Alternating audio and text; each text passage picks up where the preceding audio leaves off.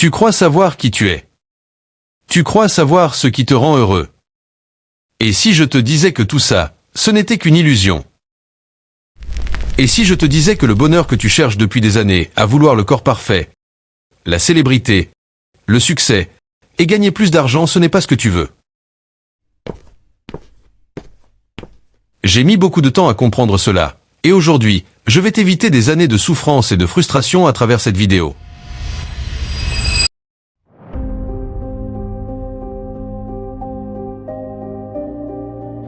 On a tous cette fâcheuse tendance à se dire « Je serai enfin heureux quand j'aurai perdu du poids, quand j'aurai eu cette promotion au travail, quand j'aurai trouvé l'amour de ma vie, quand je serai respecté parce que j'aurai créé ce business qui génère 1 million d'euros par an. » Mais la vraie définition du bonheur, j'aurais vraiment voulu la connaître plus tôt.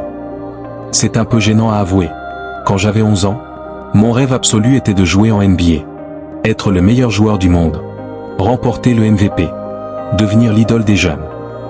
Mon rêve, c'était la célébrité. Je pense que, comme beaucoup de personnes, ça venait d'un profond manque d'amour. J'avais besoin de respect, de considération, toutes ces choses essentielles quand on est enfant. Mais moi, j'étais ce mec invisible aux yeux des autres. Alors, dans ma petite tête d'enfant, je me suis dit que si je devenais connu comme Michael Jordan ou Kobe Bryant, je serais enfin heureux, reconnu et respecté. Et oui, je sais, ça paraît débile. J'ai poursuivi ce rêve pendant des années. J'ai enchaîné les échecs, jusqu'à ce que je réalise la vérité. Je n'étais tout simplement pas assez bon pour prétendre à une carrière professionnelle. J'ai fini par comprendre quelque chose d'essentiel. J'ai de la valeur. Et toi aussi. Ce n'est pas la célébrité ou le succès qui doivent définir qui je suis.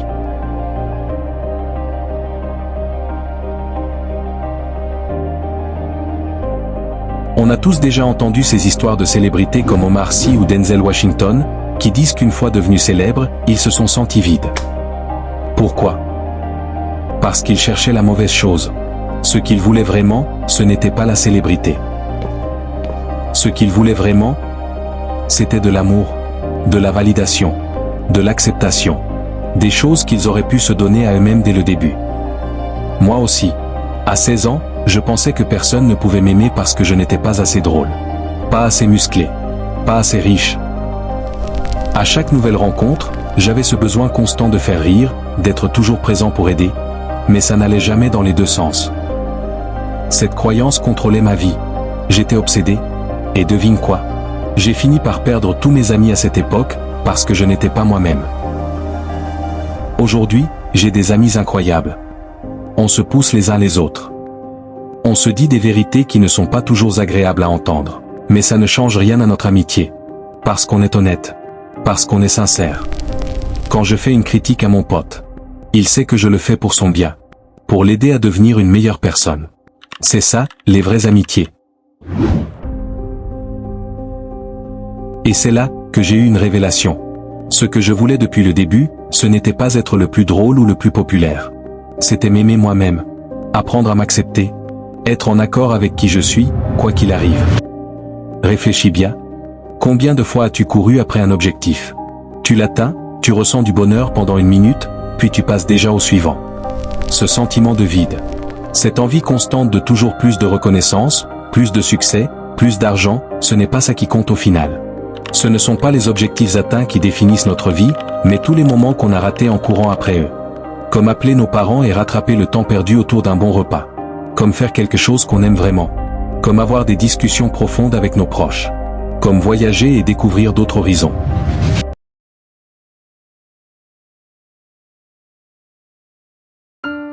J'ai une question à te poser. Est-ce que tu veux vraiment vivre une vie heureuse? Le problème, c'est qu'on se retrouve souvent à vivre à l'opposé de nos valeurs, à nous égarer, à nous perdre. Et ça crée un poison silencieux. Les regrets. Une infirmière australienne, Bronnie Ware, a travaillé en soins palliatifs avec des patients en fin de vie. Elle a recensé les 5 regrets les plus fréquents des gens avant de mourir. Et ce que tu vas entendre risque de te faire réfléchir. J'aurais aimé avoir eu le courage de vivre pour moi. Imagine, Tu es sur ton lit de mort, et tu réalises que toute ta vie, tu l'as vécue pour les autres. Pas pour toi. Pourquoi ? Parce qu'on nous conditionne depuis l'enfance à suivre un chemin tracé. Fais des études, trouve un bon travail, sois comme tout le monde. On veut être bien perçu. Mais le problème, c'est que quand on vit pour les autres, on s'oublie nous-mêmes. Et c'est là que tu perds ta vie, sans même t'en rendre compte. J'aurais dû travailler moins.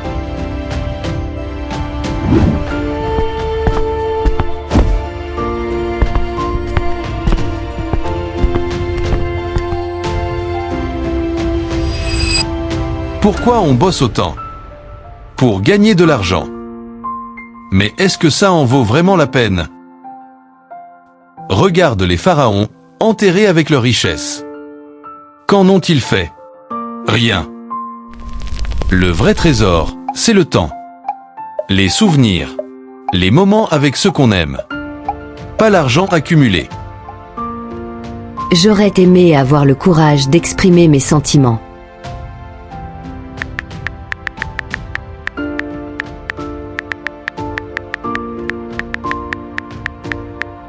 Pourquoi c'est si dur de dire je t'aime ?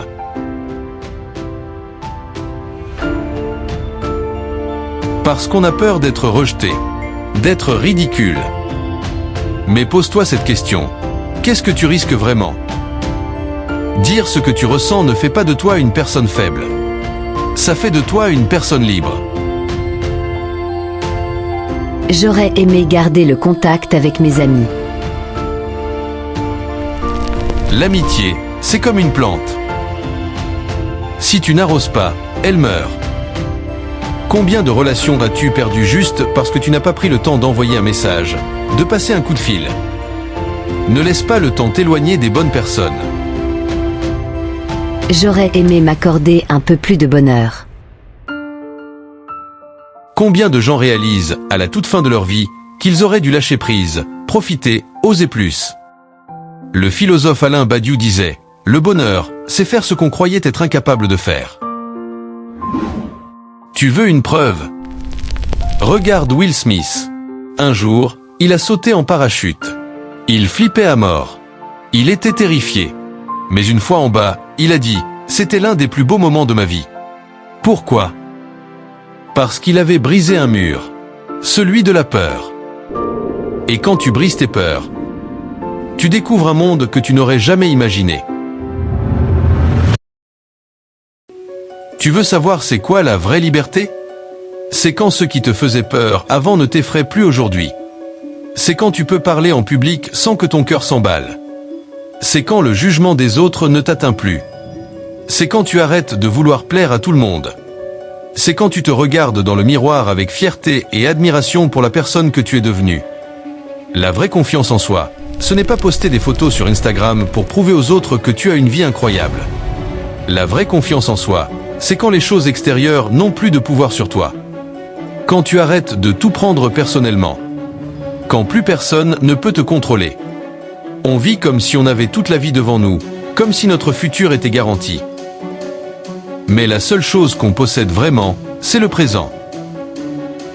Alors, au lieu d'attendre ce futur où tout sera enfin parfait, où tu auras enfin confiance en toi, pourquoi ne commencerais-tu pas aujourd'hui ? Lance ce projet qui te fait kiffer. Publie ta première vidéo sur YouTube.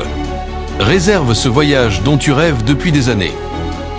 Passe plus de temps avec tes proches. Parce qu'au final, la seule personne à qui tu dois rendre des comptes, c'est toi-même. Quand tu regarderas en arrière, tu ne seras pas fier de ce que tu as accompli. Tu seras fier de la personne que tu es devenue. Alors, vas-tu attendre encore des années, ou vas-tu enfin prendre ta vie en main dès aujourd'hui ? Si cette vidéo t'a inspiré, like et abonne-toi pour ne rien rater de mes prochaines vidéos. On se dit à la semaine prochaine pour une nouvelle vidéo.